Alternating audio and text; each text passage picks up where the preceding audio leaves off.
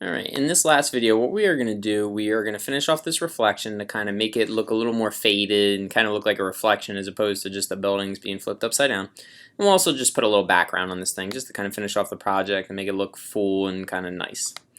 So, first thing I want to do is the reflection. What I'm going to do for that is make a new object in the reflection layer, and that object is just going to be a rectangle. I'm going to allow that to kind of cover up all those buildings on the bottom. So for now I'm just going to kind of turn that original building off, and now if you notice, like I said, I just kind of covered up the buildings with a rectangle. That rectangle, mine's already kind of popping up this way, but I need it to be a gradient. I want it to be a linear gradient, and I want it to fade from black to white. So I can just set the two color stops to black and white. As far as direction goes, for at least the beginning, I want it to go up and down. I want white at the top, black at the bottom. So I'm going to reverse these, and again, there's this little button here that will reverse a gradient. Now I'm going from white to black.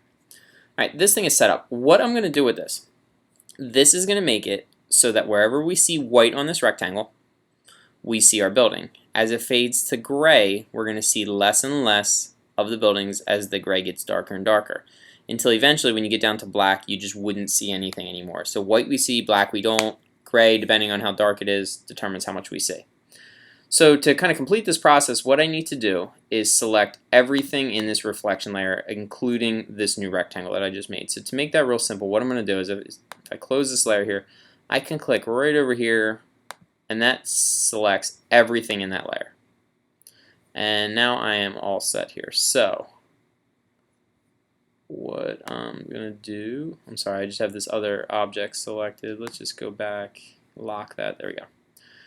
Alright, what I'm going to do is apply a transparency mask to this. So I need my transparency window, so I went to window transparency if I don't see it, or it's this little icon here. I'm going to click on the little menu and go make opacity mask. That now takes and kind of clips, just like I said, as it goes down. If you notice, there's less and less of those buildings showing. Now we can kind of adjust this still. So I'm going to click, so I still have it all selected, I'm in this transparency thing.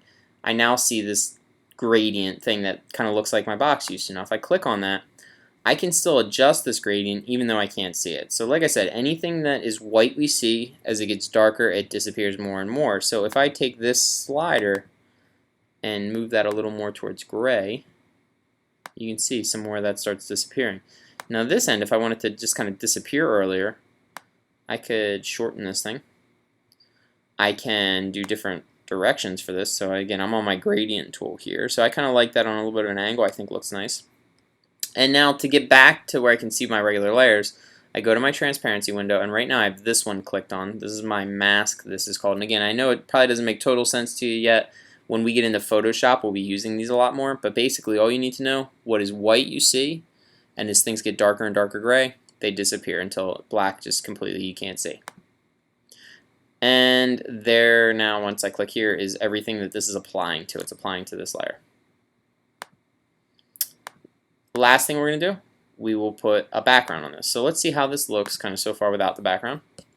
I could go back in, again, as many times as I want. I click on here. I look at my transparency. I can click here, and now I'm back into where I can edit that gradient. But anyway, I'm happy with that for now. So I'm going to move forward onto my background. So all I did for my background, just to kind of let you know, I created a rectangle. Unlock this so you can see. And I put a radial gradient on that. Now if I go back to the gradient tool just so you can kind of see what I did, I just made mine a radial gradient.